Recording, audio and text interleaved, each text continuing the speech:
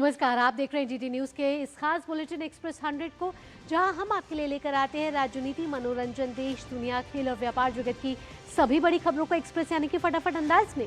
मैं हूं आपके साथ भावना नैयर। तो देखिए खबरें तेज रफ्तार से। दक्षिण कोरिया के राष्ट्रपति ली जे म्योंग ने प्रधानमंत्री नरेंद्र मोदी से नई दिल्ली के हैदराबाद हाउस में मुलाकात की, जहां प्रधानमंत्री ने उन्हें गर्मजोशी से स्वागत किया और दोनों ने वृक्षारोपण भी किया। दोनों नेताओं के बीच द्विपक्षीय वार्ता में व्यापार, निवेश, एआई, सेमीकंडक्टर और अन्य महत्वपूर्ण क्षेत्रों में सहयोग बढ़ाने पर चर्चा की जाएगी। साथ ही वैश्विक और क्षेत्रीय मुद्दों पर विचार विमर्श होगा। द्विपक्षीय वार्ता के बाद दोनों नेता सहमति पत्रों का आदान प्रदान करेंगे और संयुक्त प्रेस वार्ता करेंगे। फिर राष्ट्रपति ली भारत मंडपम में बिजनेस फोरम कार्यक्रम में भाग लेंगे। इससे पहले दक्षिण कोरिया के राष्ट्रपति ली जे म्योंग का आज राष्ट्रपति भवन में औपचारिक स्वागत किया गया। राष्ट्रपति ली को गार्ड ऑफ ऑनर दिया गया। इस मौके पर राष्ट्रपति द्रौपदी मुर्मू और प्रधानमंत्री नरेंद्र मोदी मौजूद रहे। राष्ट्रपति ली की यह पहली भारत यात्रा है। कल वे भारत दौरे पर नई दिल्ली पहुंचे थे। इसके बाद कोरिया के राष्ट्रपति ली जे म्योंग ने राजघाट जाकर राष्ट्रपिता महात्मा गांधी को श्रद्धा सुमन अर्पित किए। उन्होंने आगंतुक पुस्तिका में अपने विचार भी साझा किए। भारत और अमेरिका के बीच द्विपक्षीय व्यापार समझौते पर 3 दिन की वार्ता आज से वॉशिंगटन डीसी में शुरू होगी, जिसमें भारत के 1 दर्जन अधिकारी शामिल होंगे। 3 दिन की इस वार्ता में दोनों देश शुल्क ढांचे में बदलाव के बाद मसौदा समझौते पर पुनर्विचार करेंगे, जो 7 फरवरी को जारी हुआ था। भारतीय दल का नेतृत्व वाणिज्य विभाग के अतिरिक्त सचिव दर्पण जैन करेंगे और सीमा शुल्क एवं विदेश मंत्रालय के अधिकारी भी इस दल का हिस्सा होंगे। अमेरिकी सुप्रीम कोर्ट के फैसले और ट्रंप प्रशासन द्वारा लगाए गए 10% शुल्क पर चर्चा होने की संभावना है। साथ ही भारत ने अमेरिकी जांच को खारिज किया है। उपराष्ट्रपति सीवी राधाकृष्णन श्रीलंका में अपने 2 दिवसीय यात्रा के दूसरे दिन आज नुवारा एलिया पहुंचे, जहां उपराष्ट्रपति भारतीय आवास परियोजना के तहत बनाए गए घरों का उन्होंने दौरा किया। इस मौके पर उपराष्ट्रपति सीपी राधाकृष्णन ने भारतीय मूल के तमिल बागान श्रमिकों से बातचीत भी की। उपराष्ट्रपति सीपी राधाकृष्णन की श्रीलंका यात्रा के पहले दिन भारतीय मूल के तमिल समुदाय के लिए कई महत्वपूर्ण घोषणाएं हुई। भारतीय हाउसिंग प्रोजेक्ट के फेज 3 के तहत 145 घरों का समर्पण किया गया। पश्चिम बंगाल विधानसभा चुनाव के प्रचार में भाजपा के दिग्गज नेता सक्रिय है। आज भाजपा अध्यक्ष नितिन नवीन पूर्वी मेदिनीपुर में महिषा दल रैली करेंगे और बाद में मेदिनीपुर के एगरा में रोड शो भी करेंगे। रोड शो एगरा शारदा शशिभूषण कॉलेज से शुरू होकर दीघा मोड़ तक होगा। फिर नितिन नवीन केशियारी में एक और रोड शो करेंगे, जो केशियारी हाई स्कूल से शुरू होकर सेंट्रल बस स्टैंड तक होगा। कल रायगंज में नितिन नवीन ने टीएमसी सरकार पर जमकर निशाना साधा। उन्होंने कहा कि इस बार पश्चिम बंगाल में अभी नहीं तो कभी नहीं की लड़ाई है। वहीं भाजपा के वरिष्ठ नेता जेपी नड्डा आज बहरामपुर के बरवान में रोड शो करेंगे।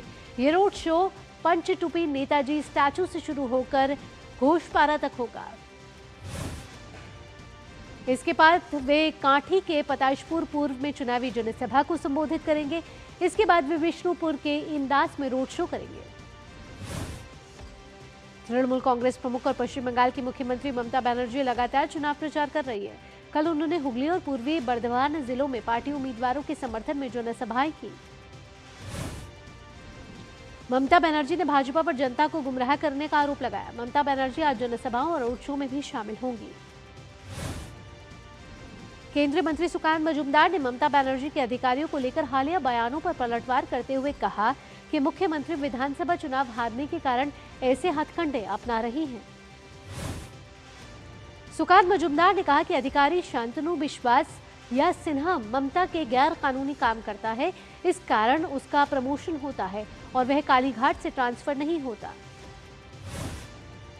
पश्चिम बंगाल चुनाव को निष्पक्ष और भयमुक्त बनाने के लिए चुनाव आयोग ने जिला चुनाव अधिकारियों और रिटर्निंग अधिकारियों को केंद्रीय बलों के जवानों के लिए बाइक वाहिनी बनाने का आदेश दिए हैं। चुनाव आयोग ने पहले चरण के मतदान से 48 घंटे पहले सभा और जमावड़े पर रोक लगा दी है और मतदान से 72 घंटे पहले पुलिस प्रशासन को अलर्ट मोड पर रखा है। ईडी ने आईपैक के निदेशक ऋषि राज सिंह को मनी लॉन्ड्रिंग मामले में पूछताछ के लिए तलब किया है। उन्हें दिल्ली स्थित ईडी कार्यालय में बयान दर्ज कराने के लिए पेश होने को कहा गया है। आईपैक पर तृणमूल कांग्रेस और डीएमके जैसे दलों को परामर्श देने के अलावा पैसों के लेन देन को लेकर गंभीर आरोप है और कंपनी ने 50 करोड़ रुपए की अवैध रकम को हवाला चैनलों के जरिए खपाने का आरोप है। पश्चिम बंगाल में आईपैक मामले को लेकर भाजपा टीएमसी पर हमलावर है। भाजपा उम्मीदवार दिलीप घोष का कहना है कि टीएमसी गरीबों का पैसा लूटकर आईपैक जैसे संस्थानों को देती है। आंध्र प्रदेश के मुख्यमंत्री एन चंद्रबाबू नायडू आज से 2 दिन के तमिलनाडु दौरे पर हैं, जहां वे एनडीए के लिए चुनाव प्रचार करेंगे। वो कोयम्बटूर, होसूर और थल्ली में जनसभाओं को संबोधित करेंगे। शाम को चंद्रबाबू नायडू चेन्नई में अवाड़ी में रोड शो करेंगे, जहां वे सीधे लोगों और एनडीए समर्थकों से बातचीत करेंगे। अगले दिन वे मदुरै और सत्तूर में सामुदायिक नेताओं से मिलेंगे।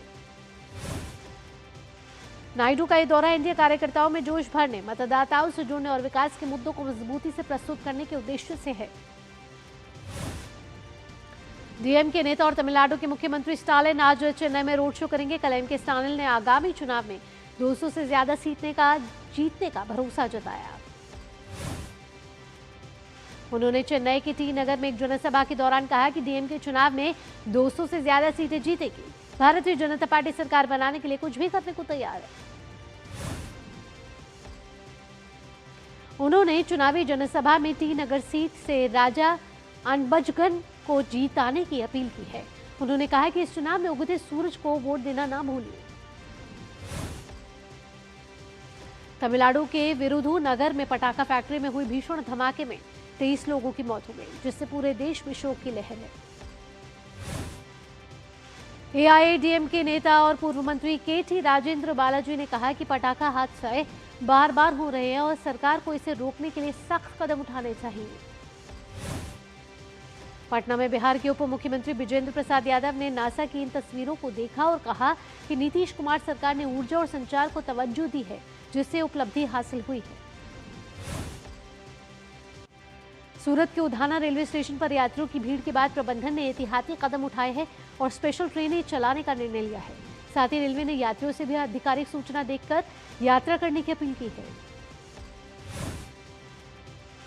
ईडी ने हैकर श्रीकृष्ण उर्फ श्रीकी और उसके सहयोगियों के खिलाफ कार्रवाई करते हुए कर्नाटक के 12 परिसरों पर छापेमारी की। जांच में बेंगलुरु के विधायक एनए हारिस के बेटों मोहम्मद हारिस नलपाद और उमर फारूक नलपाद के ठिकानों पर भी दबिश की गई। तेलंगाना के राज्यपाल शिव प्रताप शुक्ला ने छात्र छात्राओं से मादक पदार्थ के सेवन के खिलाफ औपचारिक प्रतिज्ञा लेने की अनुशंसा की, ताकि राज्य में मादक पदार्थों के खिलाफ संघर्ष को मजबूत किया जा सके। बिहार बीजेपी महिला मोर्चा की तरफ से आज महिला आरक्षण बिल को लेकर जन आक्रोश महिला पदयात्रा की जा रही है। पटना के गांधी मैदान स्थित कारगिल चौक पर बड़ी संख्या में महिलाएं पहुंची। जम्मू कश्मीर के उधमपुर जिले में आज एक बस के खाई में गिरने से 15 लोगों की मौत हो गई और कई अन्य घायल हो गए। सुबह करीब 10 बजे रामनगर क्षेत्र में पहाड़ी सड़क पर एक खतरनाक मोड़ पर यह बस दुर्घटनाग्रस्त हो गई। प्रधानमंत्री नरेंद्र मोदी ने बस हादसे में जान गंवाने वालों के परिजनों को 2 लाख रुपए की अनुग्रह राशि और घायल हुए लोगों को 50,000 रुपए की सहायता देने की घोषणा की।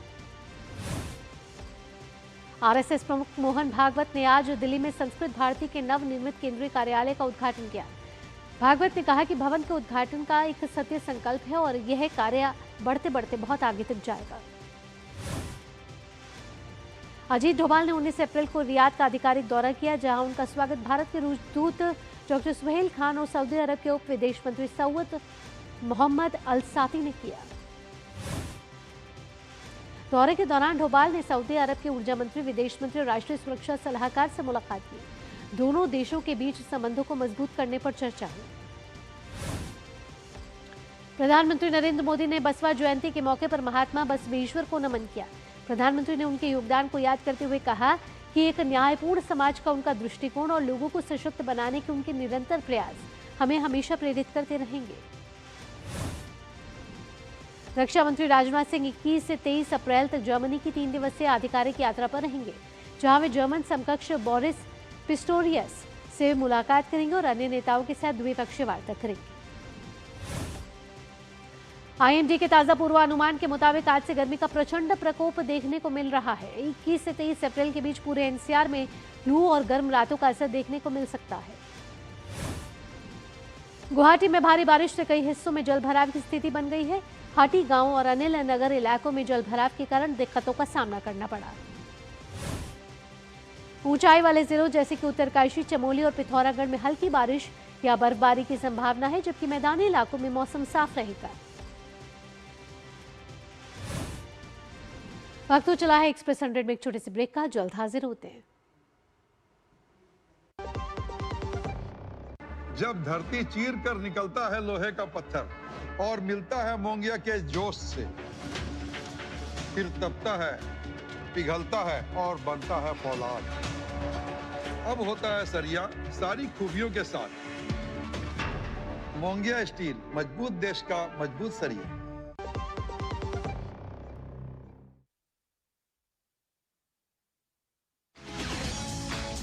कुछ कर गुजरने का हौसला,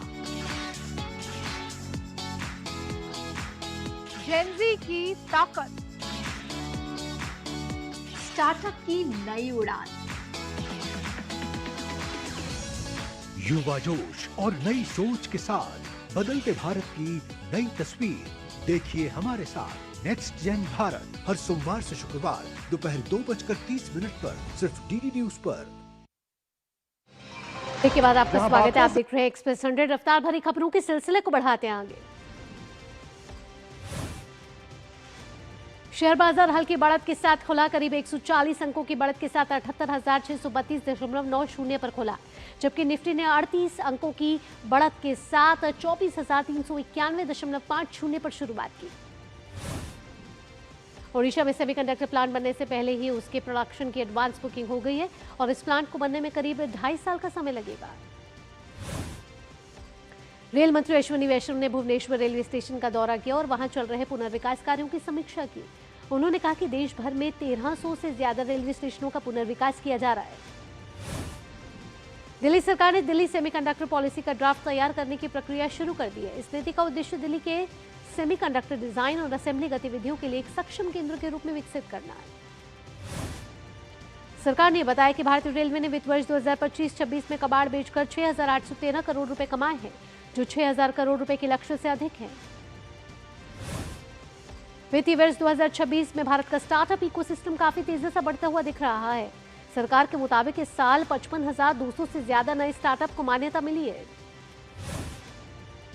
केंद्रीय विद्युत प्राधिकरण के चेयरपर्सन ने कहा है कि भारत का लक्ष्य 2047 तक 100 गीगावाट की न्यूक्लियर ऊर्जा क्षमता हासिल करना है, जो कि फिलहाल 8.8 गीगावाट है। भारतीय रेलवे 2026 के गर्मियों के मौसम में यात्रियों की बढ़ती मांग को देखते हुए और सुगम तथा सुविधाजनक बनाने के लिए विशेष ट्रेनें चला रहा है।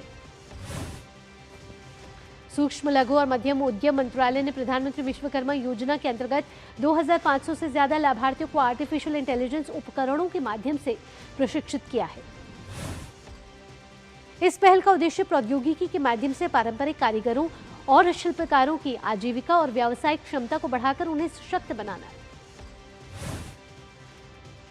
वस्त्र मंत्रालय ने विश्व सूत्र विश्व के लिए भारत की बुनाई नामक एक पहल की शुरुआत की है। डिजाइनरों का एक विशेष संग्रह ओडिशा के भुवनेश्वर में 61वीं फेमिना मिस इंडिया के आयोजन में प्रस्तुत किया गया। भारत का बैंकिंग क्षेत्र मजबूत बना हुआ है और ज्यादातर बैंकरों ने जनवरी से लेकर जून 2026 के दौरान गैर खाद्य ऋण में 11 से 13% वृद्धि का अनुमान लगाया है। अडानी एंटरप्राइज लिमिटेड की अनुषंगी इकाई ने 3 पूर्ण स्वामित्व वाली अनुषंगी कंपनियों का गठन किया है, जो हवाई अड्डा शहर विस्तार रणनीति के तहत होटल और रियल एस्टेट विकास पर ध्यान केंद्रित करेगी। कृषि विकसित भारत के विजन में एक आधारभूत स्थान रखती है। पिछले एक दशक में इस क्षेत्र में 4.45% की दर से वृद्धि दर्ज की गई है। केंद्रीय कृषि एवं किसान कल्याण मंत्री शिवराज सिंह चौहान ने कृषि क्षेत्र की वर्तमान स्थिति और आगामी खरीफ सीजन की तैयारियों को लेकर उच्च स्तरीय समीक्षा बैठक की।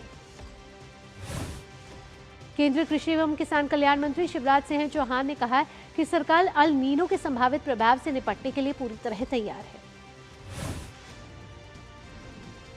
भारतीय उद्योग परिसंघ ने एक रिपोर्ट में कहा है कि भारत को ग्लोबल मैन्युफैक्चरिंग हब बनाने के लिए किफायती और पारदर्शी तरीके से औद्योगिकी भूमि तक पहुंच जरूरी। केंद्र सरकार ने देश के लाखों कर्मचारियों और पेंशनरों को बड़ी राहत देते हुए महंगाई भत्ते यानी कि डीए में 2% की बढ़ोतरी को मंजूरी दे दी है। इस फैसले के बाद अब डीए 58% से बढ़कर 60% हो गया है। एरिक्सन ने जनवरी से लेकर मार्च तिमाही में स्थिर मुद्रा आधार पर लगभग 29% की वृद्धि दर्ज करते हुए 4,228 करोड़ रुपए का राजस्व हासिल किया है। उत्तर कोरिया ने एक बार फिर अपनी सैन्य ताकत का प्रदर्शन करते हुए कम दूरी वाली बैलिस्टिक मिसाइलों का परीक्षण किया है। रविवार को किए गए इस उच्च स्तरीय परीक्षण में देश के सर्वोच्च नेता किम जोंग उन के साथ उनकी बेटी जू ए और कई वरिष्ठ सैन्य अधिकारी मौजूद थे। अमेरिकी केंद्रीय कमान द्वारा जारी वीडियो में अमेरिकी नौसेना के युद्धपोत को ईरानी मालवाहक जहाज टुस्का पर कार्रवाई करते हुए देखा गया है। कमान के अनुसार जहाज ने चेतावनियों का पालन नहीं किया, जिसके बाद युद्धपोत ने इंजन कक्ष पर गोलीबारी की। ईरान की सरकारी समाचार एजेंसी IRNA के अनुसार ईरान ने संयुक्त राज्य अमेरिका के साथ दूसरे दौर की शांति वार्ता में शामिल होने से इनकार कर दिया है। डोनाल्ड ट्रंप ने पाकिस्तान में नई वार्ता की बात कही और चेतावनी दी कि समझौता न होने पर कड़ी कार्रवाई होगी। ईरान ने अमेरिका पर अवास्तविक मांगे, बार बार बदलते रुख और नौसैनिक नाकाबंदी का आरोप लगाया। तनाव और नाकाबंदी के चलते बातचीत की संभावना कमजोर मानी जा रही है। अमेरिका ईरान के बीच तनाव और नाकाबंदी के चलते हॉर्मुज स्ट्रेट में आवागमन प्रभावित है, जो वैश्विक तेल आपूर्ति का प्रमुख मार्ग है। अमेरिकी सेना ने ईरानी झंडे वाले एक मालवाहक जहाज को रोककर कब्जे में ले लिया। अमेरिका ने ईरानी बंदरगाहों की नाकाबंदी जारी रखी हुई है, जबकि हॉर्मुज स्ट्रेट में आवागमन को लेकर तनाव बना हुआ है, जो वैश्विक तेल आपूर्ति का बड़ा मार्ग है। तेहरान में रविवार रात हजारों लोग ईरान सरकार के समर्थन में सड़कों पर उतरे और अमेरिका पर अविश्वास जताया। ईरान ने डोनाल्ड ट्रंप के दबाव के बीच शांति वार्ता से इनकार कर दिया। ईरान की सरकारी समाचार एजेंसी के अनुसार अमेरिका की मांगों को अवास्तविक बताया गया। लगातार जारी युद्ध में हॉर्मुज स्ट्रेट प्रभावित हुआ है, जिससे तेल की कीमतों में उछाल आया है। फ्लोरिडा के पास्को काउंटी में एक छोटा विमान घरों के बीच दुर्घटनाग्रस्त हो गया। विमान में केवल पायलट ही सवार था। मलेशिया के सबा राज्य के एक तटीय गांव में लगी आग में करीब 1000 घर नष्ट हो गए, जिसके बाद हजारों लोग विस्थापित हो गए हैं। तुर्की के विदेश मंत्री हाकान फिदान ने रविवार को कहा कि ईरान और अमेरिका दोनों ही युद्ध खत्म करने के लिए बातचीत रखने के लिए तैयार हैं। बुल्गारिया में हुए संसदीय चुनाव के एग्जिट पोल के अनुसार पूर्व राष्ट्रपति रूमेन रादेव के नेतृत्व वाले मध्यम वामपंथी प्रोग्रेसिव बुल्गारिया गठबंधन को चुनाव में बढ़त मिलती हुई दिख रही है। अमेरिका के लुइसियाना राज्य में हुई एक दर्दनाक गोलीबारी की घटना में 8 बच्चों की मौत हो गई है। हैरान करने वाली बात यह है कि इन बच्चों की उम्र महज 1 से 14 साल की थी। मेक्सिको में ड्रग माफियाओं के खिलाफ बड़ी कार्रवाई हुई है। मोरेलोस इलाके में अधिकारियों ने ड्रग बनाने वाली 6 गुप्त प्रयोगशालाओं का भंडाफोड़ किया है। यहां धड़ल्ले से सिंथेटिक ड्रग्स बनाई जा रही थी। वेनेजुएला के कार्यवाहक राष्ट्रपति डेल्सी रॉड्रिग्स ने अमेरिका के खिलाफ मोर्चा खोल दिया है। उन्होंने जूलिया प्रांत में अमेरिका प्रतिबंधों के खिलाफ एक अभियान शुरू किया है। उनका कहना है कि वे अंतर्राष्ट्रीय मुद्रा कोष से वेनेजुएला के 5 खरब डॉलर जारी कराने के लिए लड़ रही है। रॉड्रिगेज का दावा है कि ये पैसा देश की बिजली, पानी और अस्पतालों को ठीक करने और तेल और गैस उत्पादन बढ़ाने के लिए जरूरी है। आईपीएल में आज गुजरात टाइटंस का सामना मुंबई इंडियंस से होगा। ये मैच अहमदाबाद में खेला जाएगा। गुजरात टाइटंस ने पिछले 3 मैच में जीत दर्ज की है। गुजरात की टीम 5 मैच में 6 अंक के साथ अंक तालिका में 6ठे स्थान पर है। मुंबई की टीम को पिछले 4 मैच में हार का सामना करना पड़ा है। मुंबई की टीम सिर्फ 1 मैच जीत सकी है और अंक तालिका में आखिरी स्थान पर है। इंडियन प्रीमियर लीग में कल खेले गए पहले मैच में कोलकाता नाइट राइडर्स ने इस सीजन की अपनी पहली जीत दर्ज की। राजस्थान रॉयल्स द्वारा दिए 156 रन के लक्ष्य को कोलकाता नाइट राइडर्स ने 6 विकेट खोकर हासिल कर लिया। राजस्थान रॉयल्स ने निर्धारित 20 ओवर में 9 विकेट पर 155 रन बनाए। टीम के लिए सर्वाधिक 46 रन वैभव सूर्यवंशी ने बनाए। इंडियन प्रीमियर लीग में पंजाब किंग्स की जीत का सिलसिला लगातार जारी है। कल खेले गए मैच में पंजाब की टीम ने लखनऊ सुपर जायंट्स को 54 रन से हरा दिया। लखनऊ सुपर जायंट्स 20 ओवर में 5 विकेट पर 200 रन ही बना सकी। इस जीत के बाद पंजाब की टीम 11 अंक के साथ शीर्ष पर मजबूती से बरकरार है। दक्षिण अफ्रीका महिला क्रिकेट टीम ने भारतीय टीम को सीरीज के दूसरे T20 में 8 विकेट से हरा दिया। इस जीत के साथ अफ्रीकी टीम ने सीरीज में 2-0 की बढ़त बना ली है। फ्रांस के आर्थुर फिल्स ने बार्सिलोना ओपन का खिताब अपने नाम कर लिया है। फिल्स ने फाइनल में रूस के आंद्रे रुब्लेव को हराया। बेन शेल्टन ने बेवेरियन इंटरनेशनल टेनिस चैंपियनशिप का खिताब अपने नाम किया। बेन शेल्टन ने फाइनल में इटली के फ्लावियो कोबोली को हराया। इंग्लिश प्रीमियर लीग में आर्सेनल को मैनचेस्टर सिटी के खिलाफ 1-2 से हार का सामना करना पड़ा। अगर आर्सेनल ये मैच जीत जाती तो वे शीर्ष पर 9 अंक की बढ़त बना लेते। आर्सेनल के मैनेजर का कहना है कि अब प्रीमियर लीग नए सिरे से शुरू होगी। उन्होंने कहा कि लीग अब में सिर्फ 5 गेम बचे हैं और ये नई शुरुआत है। बायर्न म्यूनिख ने 35वीं बार जर्मन लीग जीतने में कामयाबी पाई। बायर्न ने स्टुटगार्ट को 4-2 से मात देकर लीग के शीर्ष पर अविजित बढ़त बना ली। अब वे दूसरे स्थान पर मौजूद बोरुसिया डॉर्टमंड से 15 अंक आगे हैं। रियाल सोसिदाद के प्रशंसकों ने कोपा डेल रे जीतने का जमकर जश्न मनाया। रियाल सोसिदाद ने एटलेटिको मैड्रिड को हराकर खिताब जीता था। रविवार को बीजिंग में आयोजित एक हाफ मैराथन रेस में ह्यूमनॉइड रोबोट्स ने भी हिस्सा लिया। खास बात यह रही कि इन रोबोट्स ने बाकी सभी धावकों को पीछे छोड़ दिया।